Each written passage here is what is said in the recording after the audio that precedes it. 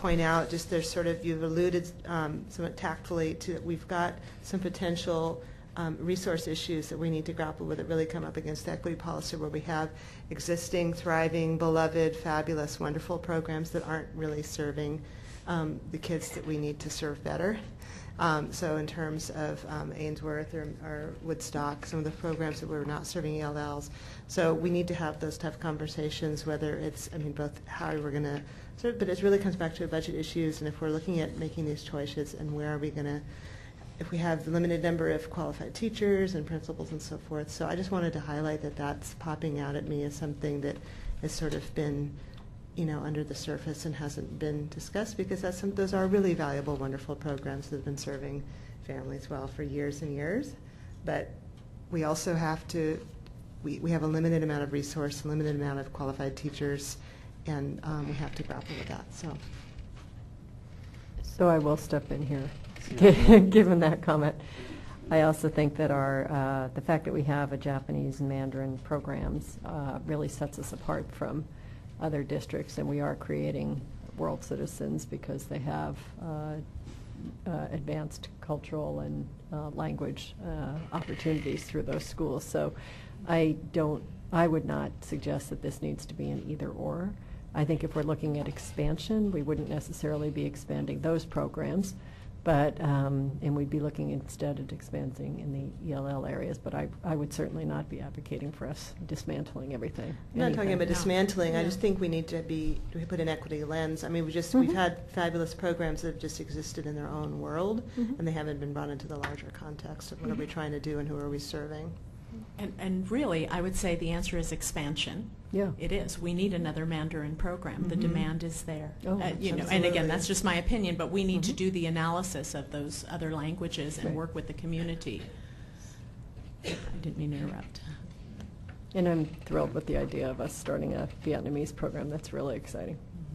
It's really Well, exciting. in 2004, there was a study done by, out of which I think it was a response, a staff report that was done, and I think Vietnamese was identified at that point in time in regards to a need to look at how do we address the needs of that particular language group. Again, there's plenty of studies I think that the district has done. There's plenty of analysis that has been done. I thank you for this additional one. The thing that I think that, you know, there was a couple of things that I think that were stated that I think it's important to also look in context. I mean, there's no doubt that schools compete for teachers. Within the limited pool that we have. They do that all the time, and teachers themselves try to go to that quote-unquote better school at times. So it's also the choice that was done by the teachers in regards to moving around. The other part, I think, is identifying the needs early on in regards to how many teachers are we actually going to need, and to go actively recruiting on that. And I would question whether there is a concerted effort to do that on a regular basis. And I'll give the example, Hillsborough. Hillsborough decided to create another bilingual program up to the very end, and I know because I know the teacher that they hired a teacher, you know, I think in August for a program that was starting. So they were, you know, they were deciding late in regards to what they were creating, and then they had to basically go recruit for that position. So there is, I think, the importance of planning, I think, ahead of time. And then the other part, and I mean, I think that we have been talking about within the context of the ESL program in terms of the expansion of these programs for dual language immersion, and particularly for Spanish language students. But we can't, you know, forget. I mean, we're talking about only less than 2,000 students there in terms of ESL. There's probably closer to 7,000 students, Latino students, many of which still retain a Spanish language at home that are not necessarily in the ESL department program.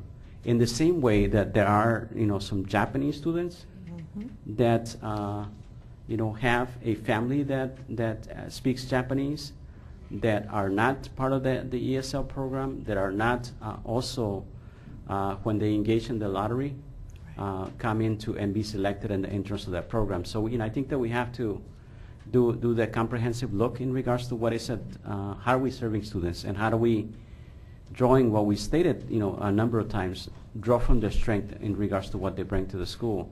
And I was glad to hear from you in regards to the importance of that part, but also looking at identifying some of the roadblocks that are there, or the challenges, I should say, that are there. And among them, I think you already stated, what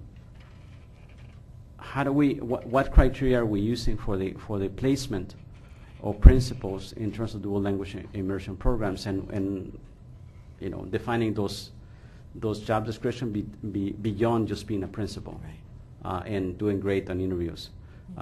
So I think that those are important things, and if there's a way that your program can put forth some recommendations in regards to for the implementation of those things, Yes. I think that will help. And I say that in terms of the program because I've heard you say more in terms of the consulting, you as an individual. I'm more interested in us as an institution in regards to putting in place certain procedures that would guarantee that say for example what happened this year in terms of Cesar Chavez, after our discussions last year of if there were going to be 3 kindergarten classes in Cesar Chavez, that there was going to be basically the exploration for a second class that is dual language immersion.